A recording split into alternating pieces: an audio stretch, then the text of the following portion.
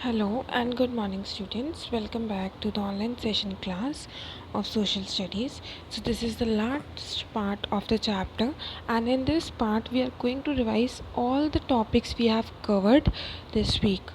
So the first topic we have covered is the Ashwamedh Yajna. We have seen that how the Raja was leave his horse to wander freely. राजा अपने घोड़े को ऐसे छोड़ देता था और जो दूसरा राजा होता था अगर वो उसे रोकता था तो उस राजा में और जिसका वो घोड़ा था उन दोनों में लड़ाई होती थी और फिर वो जो लड़ाई जीतता था वो उस एरिया का राजा बनता था। वैसे तो कोई भी राजा अगर उस राजा ने उस घोड़े को वहाँ से जाने दिया, सपोज़ ये जिसका घोड़ा था उसका राज्य है और ये किसी दूसरे राजा का राज्य है, अनदर राजा। अब यहाँ से घोड़ा भाग रहा है, हॉर्स रन कर रहा है, एंड अगर इस राजा ने उसको रोकने का ट्राई किया तो इन दोनों के बीच में लड़ाई होगी।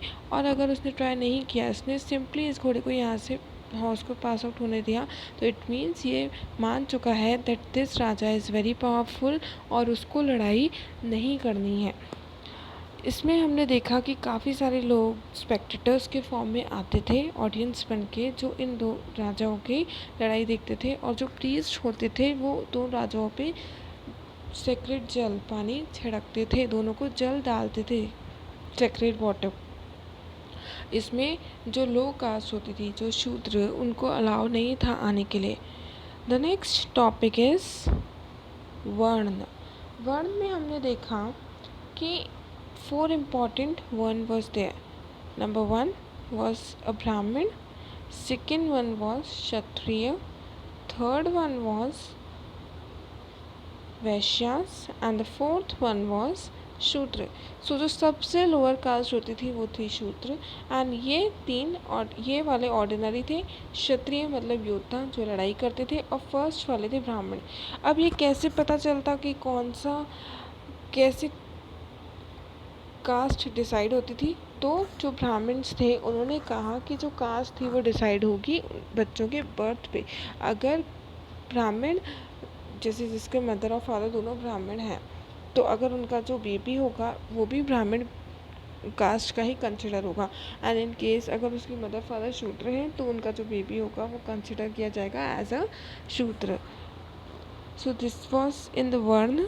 द थर्ड टॉपिक इज जनपद। वी हैव सीन जब राजा लड़ाई करके जीत जाता था तो वो अपने लोगों के साथ वहीं पे रहता था, तो उसको बोला जाता था जनपद। और जब ये जनपद इम्पॉर्टेंट हो जाते थे तो उन जनपद को बोला जाता था महाजनपद। महाजनपद मतलब जो जनपद इम्पॉर्टेंट हो गए थे उनको बोला जाता था महाजनपद। अब ये जो महाजनपद थे ये टोटल 16 थे और इनकी अलग अलग कैपिटल्स भी थी। अच्छा, एक चीज़ हमने और देखी थी इसमें, जो राजा के यहाँ जो इम्पोर्टेंट लोग आते थे उनको एक स्पेशल प्लेट और बाउल दिया जाता था खाने के लिए, और वो ग्रे पेंटेड वेयर जिनको बोला जाता था पेंटेड ग्रे वेयर, जो ग्रेश कलर के होते थे जिसमें काफ़ी ज़्यादा ज्योमेट्रिकल डिज़ाइंस होती थी तो बहुत सुंदर लगती थी। तो वो ये सारी चीज़ें उन स्पेशल लोगों को दी जाती थी। The next topic was changes in agriculture. Now there were two important changes in the agriculture.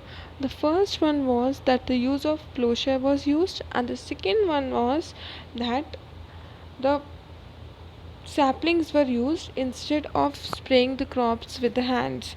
जैसे अगर फार्मर अगर अपने हाथ से बीज डालता है फसल में तो उसको उगने में बहुत टाइम लगता था। इन केस अगर वो छोटी छोटी ऐसी क्यारियाँ लगा दे in the form of saplings, तो उसमें जो फसल थी वो इजीली ग्रो करेगी।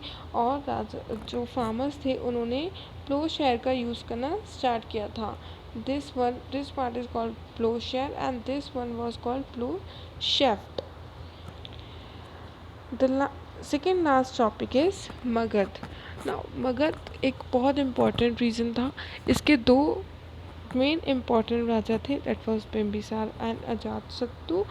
अब ये क्यों इम्पोर्टेंट माना जाता था, क्योंकि इसमें अच्छी रिवर्स थी, गंगा एंड सोन यहाँ से बहती थी, जो काफ़ी ज़्यादा ट्रेडिंग के लिए काम आती थी, लोगों का आना जाना हो पाता था, और यहाँ से हमें बहुत सारे फॉरेस्ट प्रोड्यूस मिल जाते थे। इवन जो यहाँ पे हमें वुड वगैरह में मिल जाता था, एनिमल्स मिल जाते थे जैसे एलिफेंट वगैरह, जिसकी वजह से जो राजास थे उनको बहुत इजी होता था।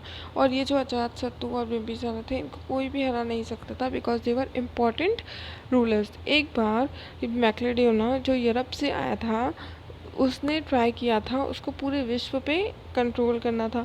तो उसने ट्राई किया था, बट उसके सैनिक ने इंडिया में आने से मना कर दिया था। क्यों? क्योंकि वो जानते थे कि इंडिया के रूलर्स जो राजा हैं वो बहुत पावरफुल है, और वहाँ पे उनके पास कितने सारे घोड़े, हाथी वगैरह होते हैं। इसलिए जो सैनिक थे मैक्लेडोनिया के, उन्होंने इंडिया में एंटर करने से मना कर दिया था। And the last topic is बाजी। वी हैव सीन बाजी में अलग फॉर्म ऑफ गवर्नमेंट चलती थी, जैसे गण और संघ। इसमें क्या होता था कि एक साथ बहुत सारे राजा रूल करते थे,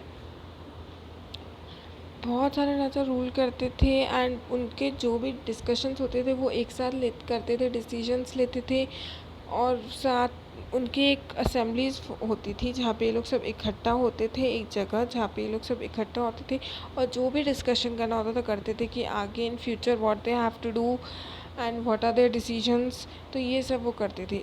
अजातशत्रु को इन पे जीत पानी थी, तो उसने अपने एक मिनिस्टर को बुद्ध के पास भेजा कि इस मैटर पे क्या करना है। तो बुद्ध ने कहा इस बारे में कि जब तक बाजी का ये गण और संघ नहीं ख़त्म हो सकता, कुछ शर्तें बताई थी बुद्ध ने, जैसे जब तक वो लोग अपने बड़ों की रिस्पेक्ट करेंगे, जब तक वो लोग उनके बीच में एक अंडरस्टैंडिंग रहेगी सबके बीच में, तब तक ये बाजी संघ को एंड करना मुश्किल है। एट लास्ट बाजी संघ को गुप्ता डायनेस्टीज़ ने एंड किया था, जो हम चैप्टर 11 में रीड आउट करेंगे। This was all in the chapter, all the topics we have seen once again. Still, if you are having any doubt, you can ask me. Thank you, students.